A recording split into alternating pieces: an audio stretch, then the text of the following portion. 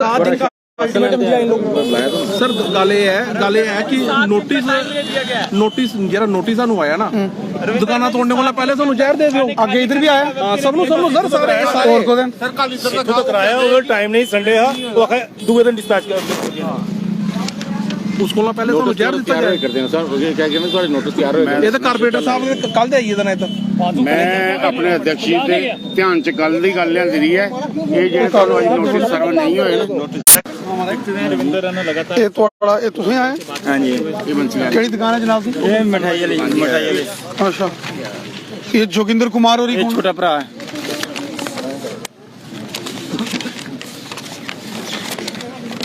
Copy दी गई है नाम नहीं लिए गए थे पहले कॉपी दी इधर आओ मनियाल साहब इधर आओ साहब दुकान का काफी बुरा हाल मनियाल साहब इधर आओ मनियाल साहब एक होता है लो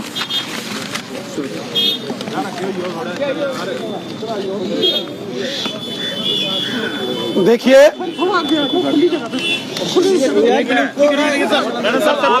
दुकानदारों को भाई ये कुछ है बोना हाँ बैठो साइड में इधर आओ राणा साहब के लिए आओ जी आओ मनियाल साहब इधर आओ बैठो बुलाओ ना बंदे भी आओ सारे आओ बेंसी जी बैठो हाँ जी इधर ये भी नोटिस आया सारे देते सारे सर सारे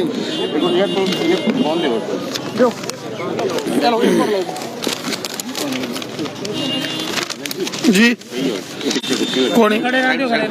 सर ठीक है फ्रेम ठीक है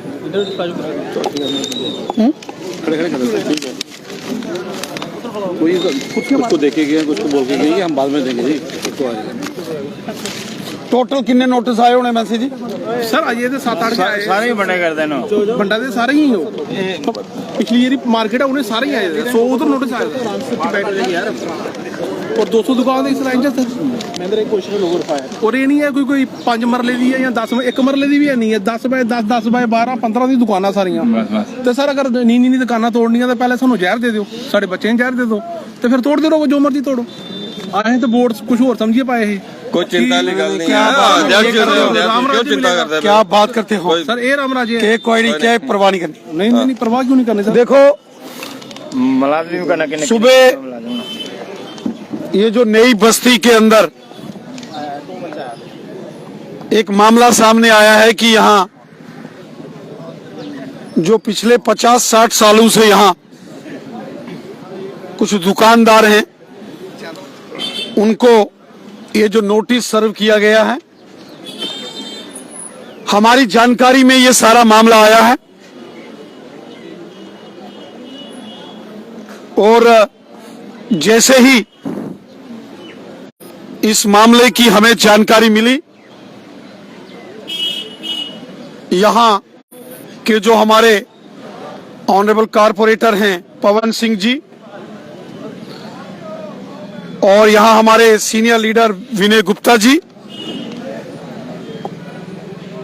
इन सब ने और फिर उसके बाद यहां डॉक्टर देवेंद्र मनियाल साहब और विबोध गुप्ता जी ने ये सारे यहां आकर नोटिस देखे और इसकी सारी जानकारी मुझे दी और मैं खुद यहां नई बस्ती यहां नोटिस सर्व किए गए कल रात को मैं यहां आया हूं मैंने उच्च प्रशासनिक अधिकारियों से बात की है माननीय लेफ्टिनेंट गवर्नर साहब से भी मैंने बात की है खुद लेफ्टिनेंट गवर्नर साहब ने ये बात कही है कि जिसके पास 5 मरले 10 मरले 15 मरले थोड़ी जमीन है और बहुत साल पहले से है ऐसे किसी भी इंसान को तंग नहीं किया जाएगा ये लेफ्टिनेंट गवर्नर श्री मनोज सिन्हा साहब ने कई बार कहा और फिर हमारे chief secretary doctor Arun Kumar Mehta साहब ने भी इस बात का जिक्र किया आम इंसान को चाहे वो कहीं कोई दुकानदार है या गरीब मजदूर किसान है या किसी के पास कोई दादा विरासती कोई जमीन है, ऐसे किसी भी इंसान को तंग नहीं किया जाएगा। और उसके बावजूद ये जो नोटिस दिए गए हैं,